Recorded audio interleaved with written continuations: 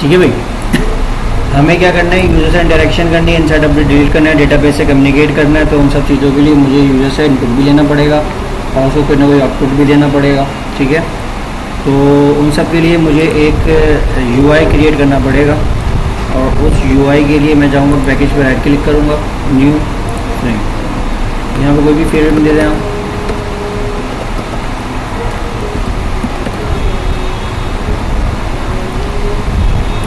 ठीक है, ये आपके पास आ गया। ठीक है भाई, अब इसके अंदर आप एक पैनल ऐड कर दें। ठीक है, पैनल एक ग्रुप होता है, इसके अंदर हम अपने कंटेंट यानी कि कोई भी कंट्रोल रखेंगे। मल्टीपल कंट्रोल्स एक पैनल के अंदर आ सकते हैं और पैनल के अंदर पैनल भी आ सकता है, डिपेंड करता है अलग अलग सिनेरियोज पर। ठीक है, मैंने एक पैनल लिया, मैं अलग एक सिनेरियो बना रहा हूँ, मेरा सिनेरियो क्या अलग ही सिनेरियो है, तो मैं एक पैनल लूँगा, इसको पूरा ड्रैग करूँ। ठीक है, शिफ्ट F6 से मैं इसको रन करके देखूँगा तो आप ये देखेंगे मेरे पास जो फ्रेम है, ये UI है, ये आपको सामने नज़र आ जाएगा।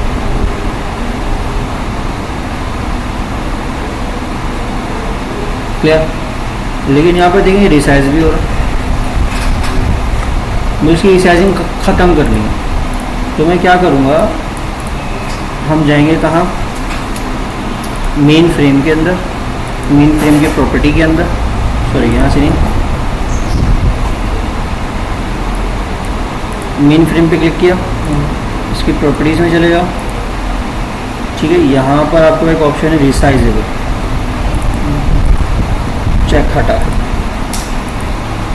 ठीक है, उसके बाद आप इसको पूरा ड्रैग कर लो, फिर F6 रन करके देखो,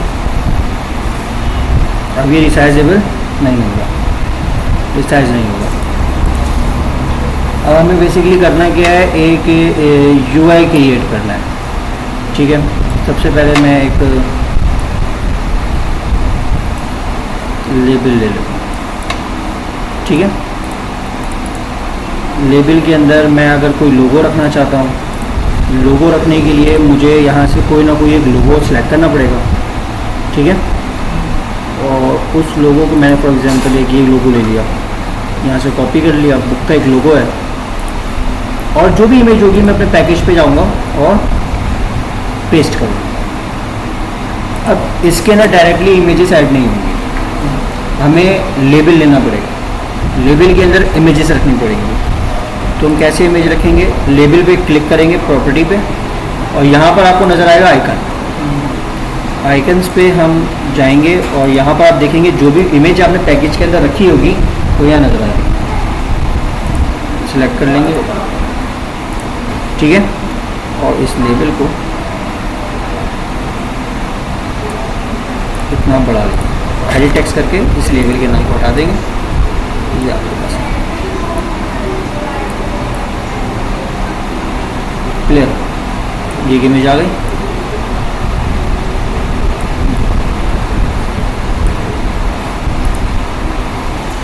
ठीक है, या आप इसको एक ऐसे भी कर सकते हैं कि इसको आप यहाँ रखें, आप दो पैनल ले लें, एक पैनल ये रहा, इस पैनल पे आप कोई कलर अप्लाई कर दें, बैकग्राउंड कलर, RGB कलर्स ले लेते हैं।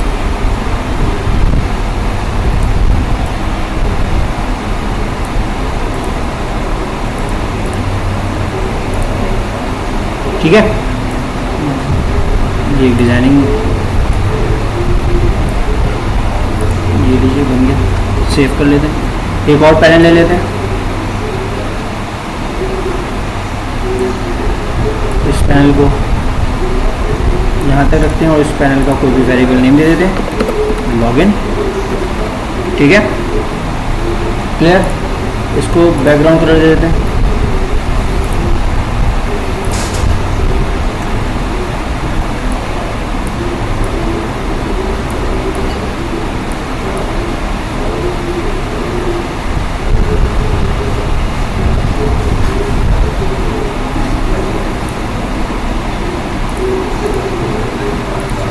ठीक है भाई,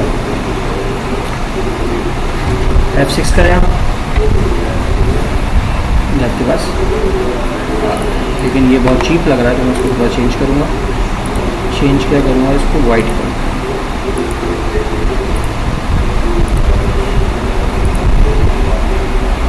कोई क्वेश्चन?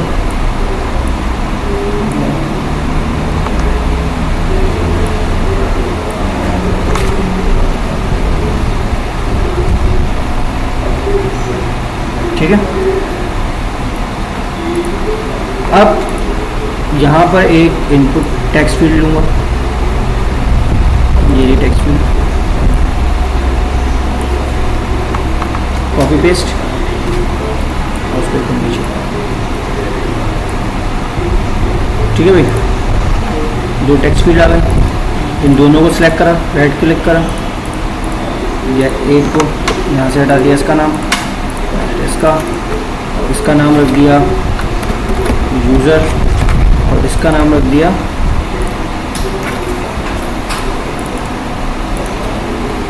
पास। ठीक है, कोई क्वेश्चन? अब यहाँ पर एक लेबल सेट कर लें, एक लेबल ये है और एक लेबल ये होगा।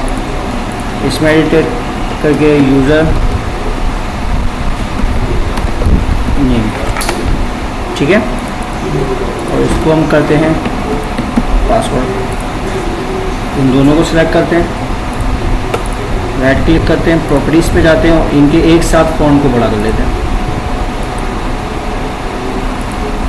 और फॉन्ट साइजेस आप चेंज करना चाहें आप चेंज करते हैं, कोई इशू नहीं है। ठीक है भाई, हो गया।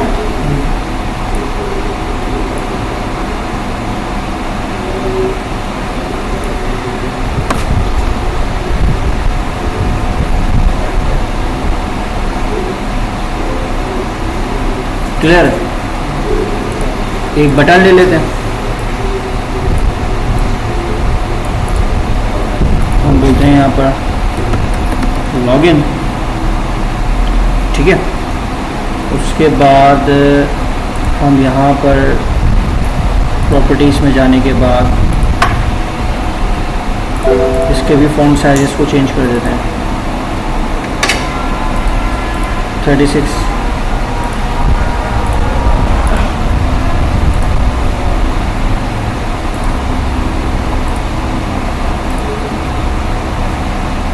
बैकग्राउंड कलर हम ये दे देते हैं, फॉर कलर हम वाइट दे देते हैं। तो आपके पास जो नज़र आएगा कुछ इस हिसाब से आपका UI तैयार होगा। ठीक है, वेरिएबल नेम चेंज कर देते हैं सब। ठीक है, अब मुझे क्या करना है कि सबसे पहले मैं क्या करता हूँ, इन दो फील्ड से डाटा उठाता हूँ, इन दो फील्ड से डाटा उठाता हूँ। डाटा उठाने के बाद इनको प्रिंट करवा के देखता हूँ कि आया कि नहीं आया।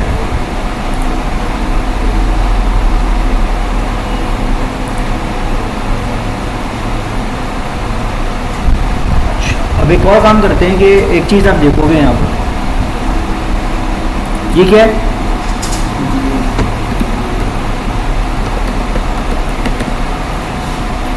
ये क्या है, वो आनी चाहिए डॉट्स। ठीक है, अब यहाँ पर पासवर्ड तो आ गया है, लेकिन पासवर्ड तो ऐसे नहीं आता, तो क्या करें, क्लिक करेंगे, डिलीट करेंगे। यहाँ पर देखोगे पासवर्ड फील्ड आ रही है,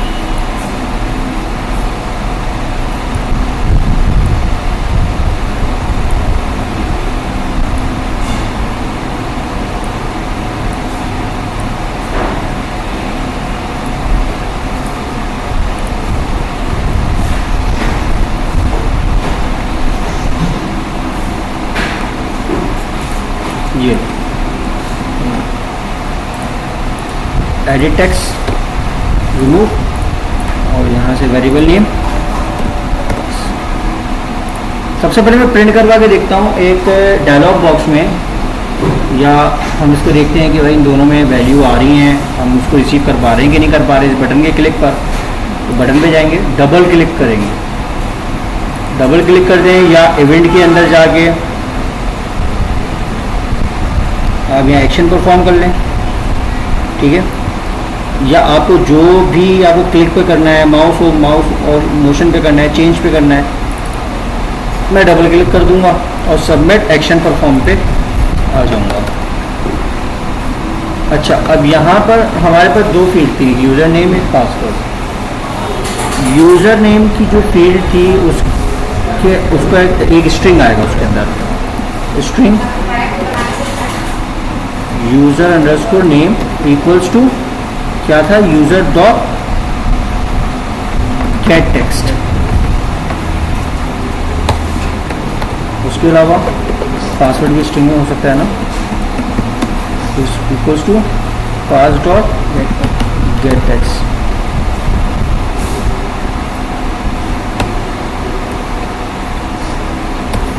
ठीक है भाई। अब यहाँ पर एक चीज़ है J option, J option pane, जैसे कि जावास्क्रिप्ट में आपने वो पढ़ा था अलर्ट, कॉन्फर्म, ठीक है। इसी तरह ये ऑप्शन पैन है जो ऑप्शंस देता है। मुझे चाहिए शो मैसेज वाला, शो मैसेज डायलॉग बॉक्स, ठीक है। सबसे पहले मैं रूट दे दूंगा यहाँ पर दिस, मतलब इस पर, और क्या शो करवाना है मुझे, user name plus password. Run करा,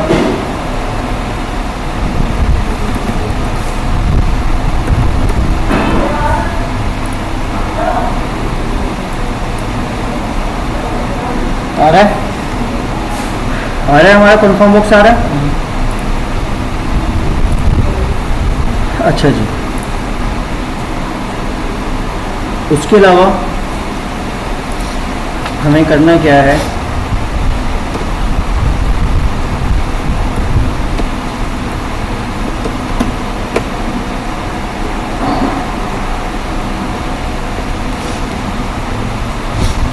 अब ये काम तो हमने कर लिया, मतलब हमने यूज़र नेम से यूज़र नेम ले लिया, पासवर्ड से पासवर्ड ले लिया और एक वेरिएबल में जाके स्टोर करा लिया।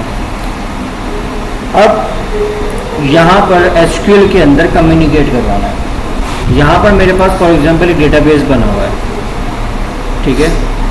हम डेटाबेस पे राइट क्लिक करेंगे, न्यू डेटाबेस, कोई भी नाम दे देते हैं, डेटाबेस का नाम यूज़र, ठीक है। डेटाबेस को रिफ्रेश, यूज़र नाम का डेटाबेस आ गया।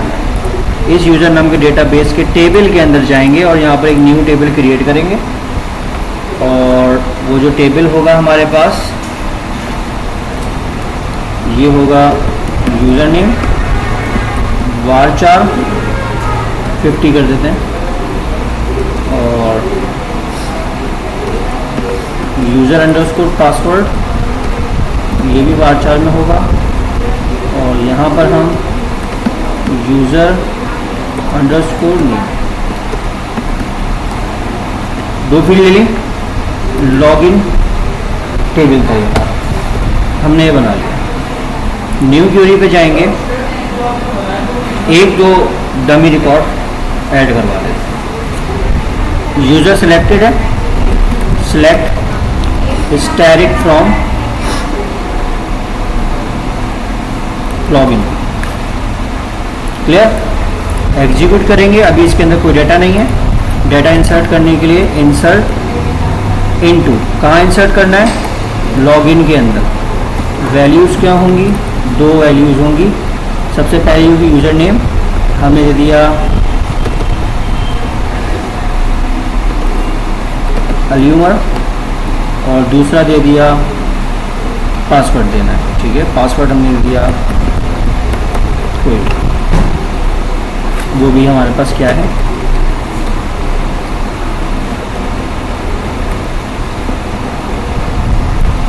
Pakistan.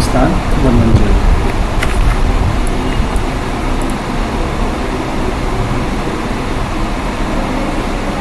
Data type sorry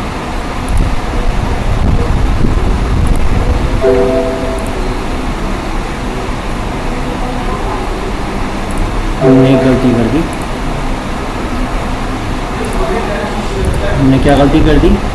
data type हम इसको डिलीट कर देते। ठीक है भाई, डिलीट कर दिया। डिलीट करने के बाद हम एक नया टेबल क्रिएट कर लेते हैं।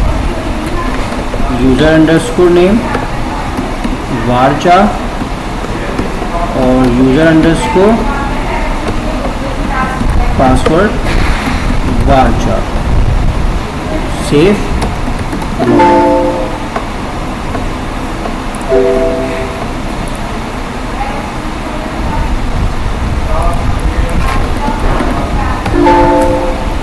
Table login is already exist, या कहाँ से एग्जिस्ट सर्वर करें।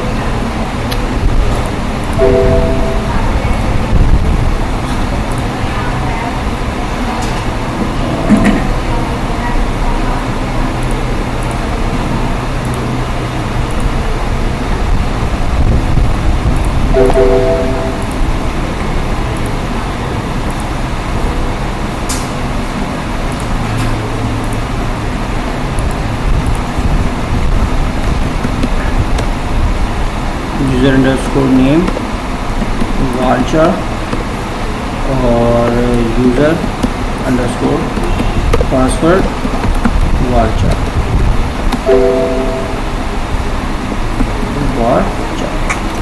सेव।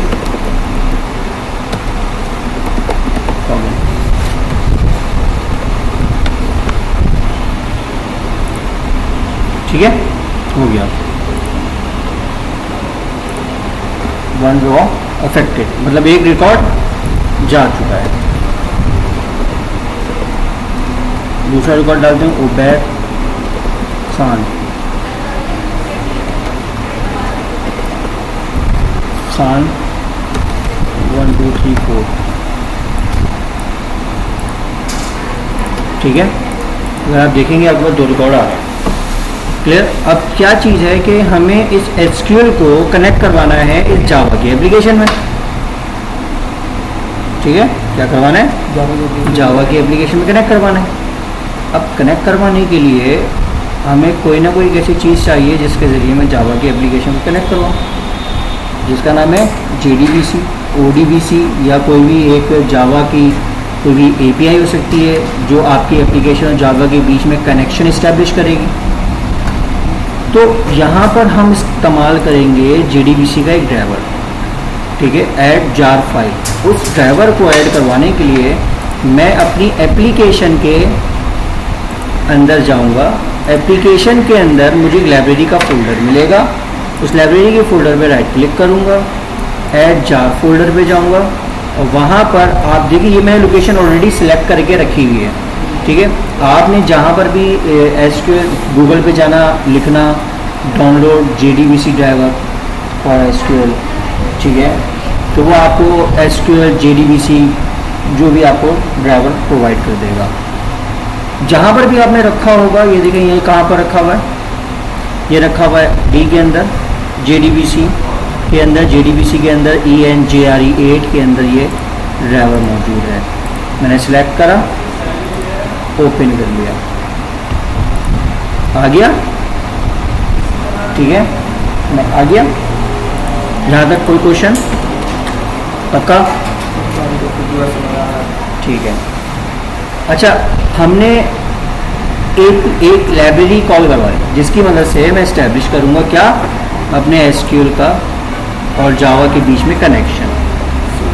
ठीक है, यहाँ पर कुछ पैकेजेस मौजूद हैं जो तमाम काम कर रही होती हैं, जैसे कि Microsoft.SQL, com.Microsoft SQL Server.JDBC जो ड्राइवर को लोड करने में मदद देती है।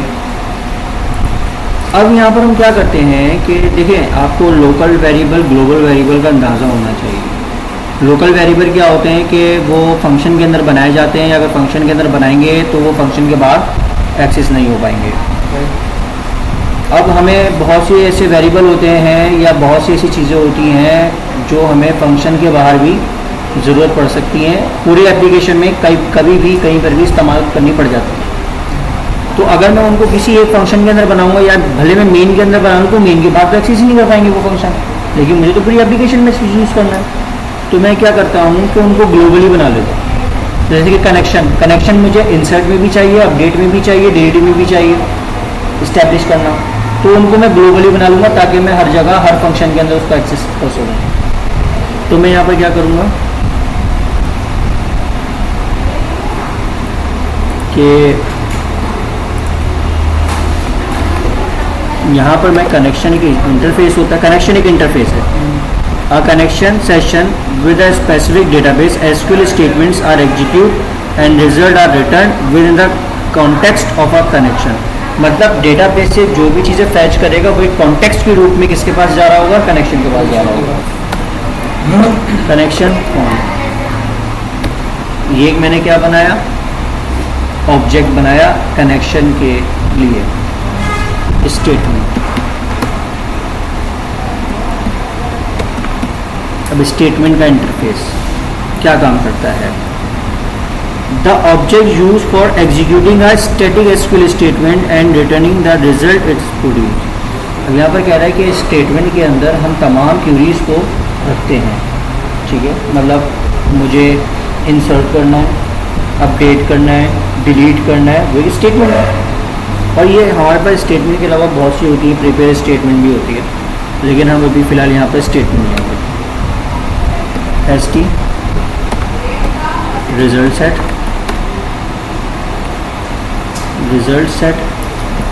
अब यहाँ पर क्या बोलता है, a table of a data representing the database result set which is usually generated by executing a statement। मतलब रिजल्ट सेट के अंदर हम अपनी स्टेटमेंट को एग्जीक्यूट करेंगे, और वो क्या हो सकती है, सेलेक्ट की क्यूरी हो सकती है। सेलेक्ट करो इस डेटाबेस के अंदर से तमाम डेटा को, टेबल को, तो वो जो टेबल सेलेक्ट हो रहा होगा वो सारा एग्जीक्यूट कहाँ हो रहा होगा, रिजल्ट सेट के अंदर, और वो एक टेबल के रूप में पूरा डेटा उठा के रिजल्ट सेट को दे देगा, ठीक है। मतलब रिजल्ट सेट क्या रख रहा होगा, एक ऑब्जेक्ट टेबल के रूप में, हाँ पूरा टेबल ऑब्जेक्ट के रूप में RS। अब इनको मुझे कभी भी कहीं पर भी यूज़ कर सकता हूँ, तो इसको मैंने सारे मैं फंक्शन से बाहर क्लास के अंदर रख लिया ताकि मैं हर एक फंक्शन के अंदर इसका एक्सेस कर सकूँ, ठीक है। चाहे तो मैं इसको एक नाम दे सकता हूँ, पब्लिक स्टैटिक PS पब्लिक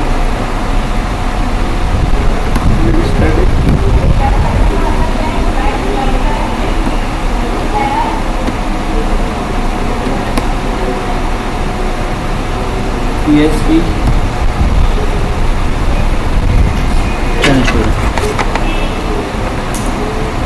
ये काम कर लिया। अब मुझे इसका इस्तेमाल कहाँ करना है, मेन इस फंक्शन के अंदर, ऑन सबमिट वाला बटन के अंदर। जब सबमिट का बटन हो कोई कनेक्शन इस्टेब्लिश हो, सबसे पहले हम कनेक्शन इस्टेब्लिश करते हैं और उसके बाद हम क्या करते हैं कि एक मैसेज शो करवाते हैं कि तुम्हारा कनेक्शन सक्सेसफुली डन है। सबसे पहले मैं कमेंट कर देता हूँ,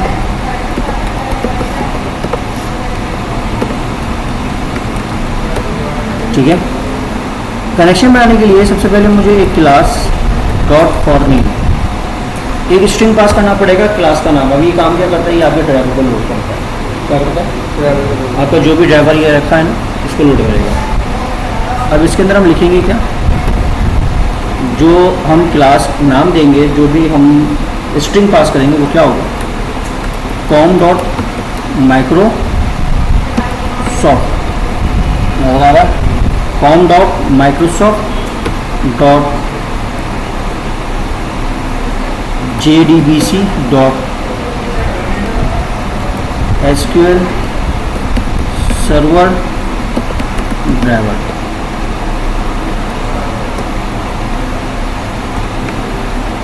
अब यहाँ पर बोलता है या तो आप ट्राई कैश में इसको क्या कर लो, इंक्लोज कर लो। अब देखो यहाँ पर बहुत सारे ऐसे मेथड आएंगे जो ट्राई कैच मांग रहे होंगे, तो यार मैं हर दफ़ा ट्राई कैच लगाऊंगा तो बहुत सारे ट्राई कैच हो जाएंगे। और एक्सेप्शन हमारे पास क्या होती है, एक पेरेंट होता है, तो मैं क्या करता हूँ कि यार मैं मल्टीपल ट्राई कैच का इस्तेमाल करना नहीं चाहता, मैं सारा कोड इस ट्राई में रखूँगा और ना मैं मल्टीपल कैच इस्तेमाल करना चाहता हूँ, मैं एक ही कैच का इस्तेमाल करना चाहता हूँ। तो मैंने उसको बोला कि एक्सेप्शन नाम की तुम्हारे पास जो क्लास मौजूद है, ठीक है, जो भी एक्सेप्शन है खुद ही ढूंढना और काम कर लेना। हमने यहाँ पर ड्राइवर लोड कर लिया एसक्यूएल सर्वर जेडीबी से, ठीक है भाई। ड्राइवर लोड करने के बाद हमें एक कनेक्शन इस्टेब्लिश करना है। हमने क्या लिया हुआ है, कॉन नाम का एक वेरिएबल बनाया था, ऊपर बुधवार है, कॉन इक्वल्स टू, ठीक है, ड्राइवर मैनेजर जो ड्राइवर को मैनेज करेगा, ड्राइवर मैनेजर से डॉट गेट कनेक्शन ले लो। ये यहाँ पासवर्ड का ऑप्शन नहीं दिया, ठीक है, नहीं पासवर्ड का ऑप्शन नहीं देना। अब यहाँ पर मुझे अपने इस डेटाबेस से कनेक्ट करवाने के लिए जो जो चीज़ें रिक्वायर्ड है, क्या देखो, सबसे पहले क्या रिक्वायर्ड है, हमें डेटाबेस को एक्सेस करने के लिए मुझे डेटाबेस का लॉगिन एंड पासवर्ड चाहिए। उसके बाद मुझे किस डेटाबेस को यूज़ करना है, उस डेटाबेस का नाम, उसके बाद मुझे उस डेटाबेस के अंदर कौन से टेबल के अंदर काम करना है उस टेबल का नाम, ठीक है। और ये सारे अपनी अपनी कोई ना कोई स्पेसिफिक पोर्ट को यूज़ करते हैं ना, तो उस पोर्ट का नंबर भी देना पड़ेगा। बाय डिफ़ॉल्ट ये क्या है, लोकली काम करते हैं, तो लोकल होस्ट है हमारा। तो हम क्या लिखेंगे, सबसे पहले डबल कोटेशन में लोकल होस्ट,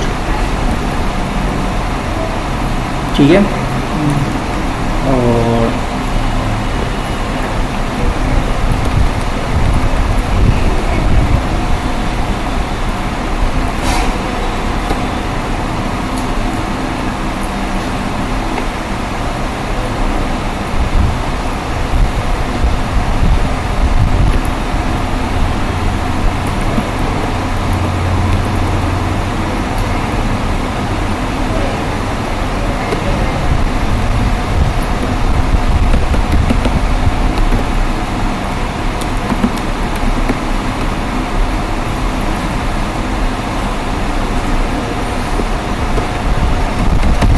वन डबल की हमारा लोकल होस्ट है।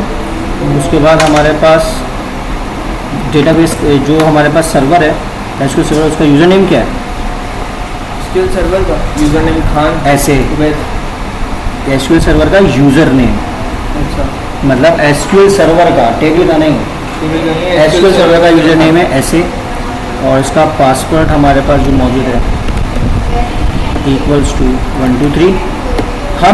अब मैंने ये एसक्यूएल सर्वर को एक्सेस किया है, ठीक है। अब मुझे इसके अंदर कौन से डेटाबेस पे काम करना है, वो डेटाबेस बताना है।